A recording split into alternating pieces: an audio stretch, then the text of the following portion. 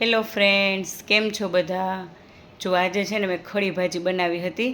તો આ ખડી ભાજી મેં કઈ રીતે બનાવી હતી ને, તો ચલો હું એની રેસીપી તમારી સાથે આજે શેર કરીશ. તો સૌપ્રથમ મેં છે ને ચોપરમાં આ રીતે કાંદાને ઝીણા ઝીણા કટ કરી લીધા છે. તમે હાથેથી પણ આવી રીતે કટ કરી શકો છો. હવે આ કાંદા કટ થઈ ગયા છે અને હવે ત્યારબાદ હું છે ને કુકરમાં બટેટા પણ બાફવા માટે મૂકી દઈશ અને સાથે લીલા વટાણા પણ મૂકી દીધા છે. હવે કાંદા કપાઈ ગયા છે ને એટલે મેં તેલ પણ કઢાઈમાં ગરમ કરી લીધું છે. ત્યારબાદ એમાં હું હિંગ એડ કરીશ અને હિંગ એડ કર્યા બાદ એમાં આ કટ કરેલા કાંદા એડ કરીશ. કાંદાને છે ને આપણે 2 થી 5 મિનિટ સુધી continue medium two high flame પર એને સાંતળવાના છે. કાંદામાંથી કચાશ દૂર થઈ જાય અને એનો કલર ચેન્જ ન થઈ જાય ત્યાં સુધી એને સાંતળતા રહેવાનું છે. હવે કાંદા સંતળે છે ને ત્યાં સુધીમાં મેં અહીં કેપ્સિકમ પણ આ રીતે ઝીણા ઝીણા કટ કરી લીધા છે. કાંદામાં છે ને હું વારેઘડીએ ચમચો ફેરવતી હતી અને હવે સાઈડમાં મેં અહીં લસણ પણ લઈ લીધું છે. નાના ચોપરમાં લસણને મેં એકદમ સરસ સારી રીતે આવું ઝીણું ઝીણું ચોપ કરી લીધું છે. હવે એ લસણને હું અહીં જે કાંદા સંતળાય છે ને એમાં એડ કરી દઈશ. એટલે કાંદાની સાથે સાથે હવે લસણ પણ એમાં સરસ સંતળાઈ જશે. અહીં અધકચરા કાંદા સંતળાઈ ગયા છે ત્યારે હવે હું એમાં લસણ એડ કરીશ અને લસણને પણ વ્યવસ્થિત મિક્સ કરીશ. બંનેને સાથે સાંતળી લઈશ.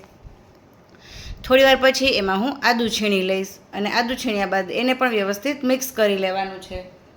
હવે આ બધું જ સરસ સંતળાઈ ગયું છે. કચાશ પણ દૂર થઈ ગઈ છે. કલર પણ તમે જોઈ શકો છો સરસ આવી ગયો છે બ્રાઉન એવો. ત્યારે હું એમાં કટ કરેલા કેપ્સિકમ એડ કરી દઈશ.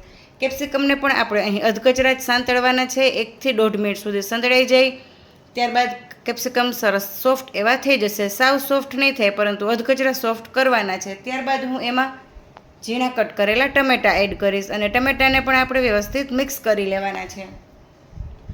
હવે આ બધું જ અહીં આપણે ખુલ્લા લોયામાં સાંતળવાનું છે. હવે ટમેટાં એડ કરી દીધા છે. ટમેટાં છે ને આપણે કેપ્સિકમ અને કાંદા બંને અધકચરા સંતળાઈ જાય ને પછી એડ કરવાના, જેથી કરીને ટમેટાનું પાણી છૂટે ને તો વાંધો ના આવે. હવે સ્વાદ પ્રમાણે અહીં હું નમક એડ કરીશ, લાલ મરચું પાવડર એડ કરીશ અને ત્યારબાદ થોડો ભાજી મસાલો એડ કરીશ. હવે આ ત્રણેય એડ કર્યા બાદ હું વ્યવસ્થિત મિક્સ કરી લઈશ.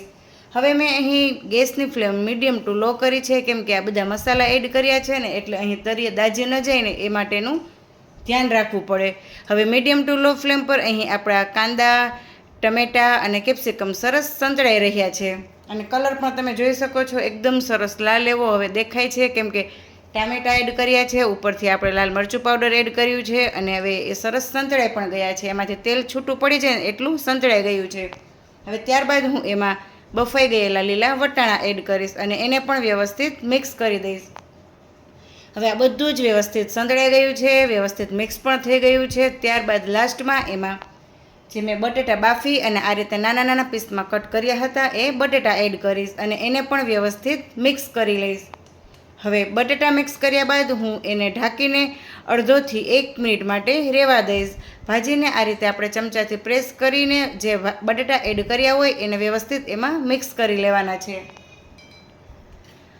તો અહીં આપણી આ જે ભાજી છે એ તૈયાર છે. 1 મિનિટ માટે મેં રહેવા દીધી હતી ડીશ ઢાંકી અને ત્યારબાદ હવે હું ડીશ નીકાળી લાસ્ટમાં ઉપરથી લીલા સમારેલા ધાણા ભાજી એડ કરીશ. તો અહીં આપણી આ ખડી ભાજી બનીને તૈયાર છે. જો તમને આ ખડી ભાજી પસંદ આવી હોય તો જરૂરથી એક વખત આ રીતે ખડી ભાજી બનાવવાની જરૂરથી ટ્રાય કરજો. હવે ભાજી તૈયાર થઈ ગઈ છે તો ત્યારબાદ હવે હું ભાજી સાથે પાઉં પણ શેકી લઈશ, જેથી કરીને આપણી જમવા માટેની પ્લેટ તૈયાર કરી શકાય. તો ભાજી મસ્ત બનીને રેડી છે અને હવે મેં એક લોઢીમાં 1 ચમચી જેટલું ઘી લઈ લીધું છે. 1 ચમચી જેટલી આ જે ખડી ભાજી બનાવી છે એ એડ કરી છે અને થોડા ધાણા ભાજી એડ કર્યા છે. આ ત્રણેયને વ્યવસ્થિત મિક્સ કરી અને ઉપરથી એને હું આ રીતે પાઉંને પ્રેસ કરીને શેકી લઈશ. એક સાઈડ આપણે ભાજી અને ઘી જે મિક્સ કર્યું હતું એ લગાવ્યું છે અને ઉપરની સાઈડ આ રીતે ખાલી ઘી લગાવવાનું છે. પછી બંને સાઈડ વ્યવસ્થિત પાઉંને શેકી લેવાનું છે અને તમે પાઉંને બંને સાઈડ ઘી લગાવીને પણ શેકી શકો છો, બંને સાઈડ તેલ અથવા તો બટર પણ લગાવીને શેકી શકો છો અને આ રીતે ભાજીવાળા પાઉં પણ બનાવી શકો છો. તો અહીં આપણા આ પાઉં શેકાઈને તૈયાર છે. જ્યારે 1 થી 2 પાઉં શેકાઈ ગયા ત્યારે હવે હું જમવા માટેની પ્લેટ રેડી કરી લઈશ. જુઓ કેવા મસ્ત દેખાય છે ને સરસ પાઉં. તો અહીં હવે હું પ્લેટ રેડી કરીશ. એક ખાનામાં મેં લઈ લીધી છે ભાજી, ત્યારબાદ એક ખાનામાં લઈ લીધા છે ટામેટાં અને કાંદા. ઉપરથી હું હજી થોડા ધાણા ભાજી એડ કરીશ. પાપડ શેકી લીધો છે, છાશ અને પાઉં. તો અહીં આપણી પાઉંભાજીની પ્લેટ બનીને તૈયાર છે. જુઓ છે ને, લાવો હું હવે ટેસ્ટ પણ કરી લઉં અને ચાલો તમે પણ મારી ઘરે ખડી ભાજી ખાવા માટે ગરમ ગરમ આવી જાઓ. વિડીયો પસંદ આવ્યો હોય તો લાઈક, શેર અને કમેન્ટ કરવાનું ભૂલશો નહીં. Thank you for watching.